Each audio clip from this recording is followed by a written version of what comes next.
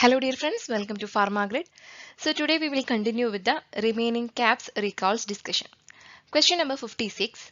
Endorphins play a significant role in. The options are pain perception, absorption, diuresis, hypertension, glaucoma.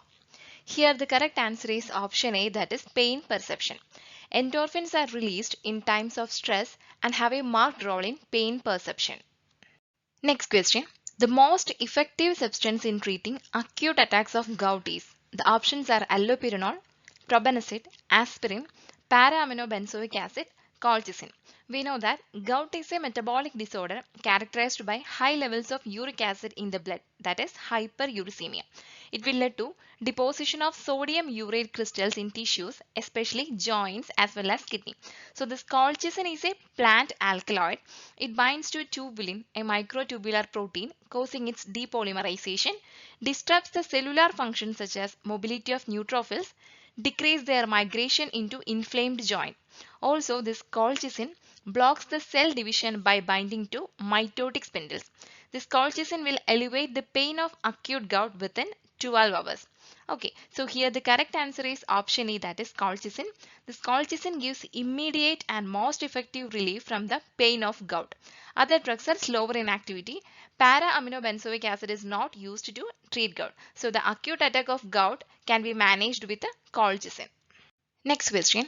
Nateglinide stimulates the release of. The options are insulin, epinephrine, glucose, glucagon, norepinephrine. Here the correct answer is option A, that is insulin. Nateglinide is an oral anti-hyperglycemic agent used for the treatment of non-insulin dependent diabetes mellitus. It belongs to the meglitinide class of short-acting insulin secretagogues, which act by binding to beta cells of the pancreas to stimulate insulin release. Nateglinide is an amino acid derivative that induces an early insulin response to meals, decreasing the postprandial blood glucose levels. So this nateglinide is used as an adjunct to metformin for control of hyperglycemia in patients with type 2 diabetes. Question number 59. What type of receptor antagonist is palonosetron? The options are 5-HT3. 5-HT3 means 5-hydroxytryptamine, then histamine, insulin, epinephrine, dopamine. Here the correct answer is option A, that is 5-HT3 receptor. This palonosetron is a 5-HT3 receptor antagonist approved for the prevention of nausea and vomiting associated with highly emetogenic chemotherapy. Question number 60. Which of the following actions is not seen with the sympathomimetics? The options are they constrict the pupil of the eye, they increase heart rate, they stimulate sweat glands, they dilate bronchioles, they constrict systemic blood vessels. So in the question they have asked about the action which is not seen with the sympathomimetics. So let's discuss about what all are the actions of sympathetic drugs or sympathetic nervous system on the effector organs. Mainly we call this as fight and flight response. In the eye, the sympathetic drugs or the sympathetic nervous system will cause mydriasis. Mydriasis means dilatation of the pupil. In the heart, it will cause increased heart rate and increased contractility, that is positive inotropic and chronotropic effect.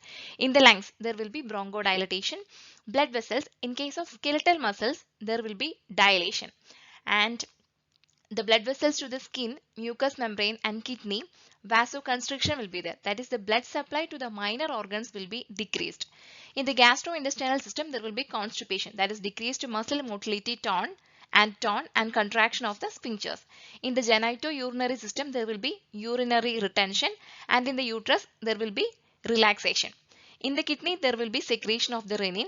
Then adrenal medulla is responsible for the secretion of epinephrine and norepinephrine. So these all are the actions of sympathetic nervous system on the effector organs. So in the question they have asked about the action which is not seen with the sympathomimetics. So here the correct answer is option A, they constrict the pupil of the eye. No, the sympathomimetic drugs will dilate the pupil of the eye. Okay, so the sympathomimetic drugs will cause mydriasis. So here the correct answer is option A. Sympathomimetics cause all of the listed actions except that they dilate the pupil of the eye. That is, the sympathomimetic drugs will cause mydriasis. Okay, mydriasis they will cause. Okay, so with this question we have completed today's recall session.